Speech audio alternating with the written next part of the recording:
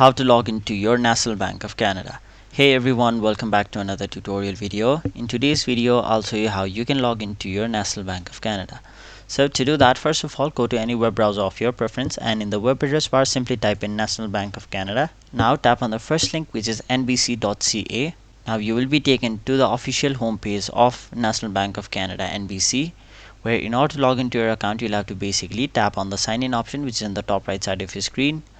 After that, choose whether you'd like to log into your personal account or your business account.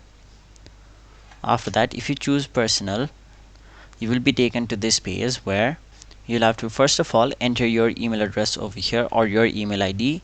After that, enter your password, and once you tap on the option sign in, you'll have successfully logged in or signed in to your National Bank of Canada's online banking account. So that was it for this video. Hope this video was helpful to you guys, and if it was, make sure you like this video and subscribe to our channel so that you don't miss out on further videos such as these.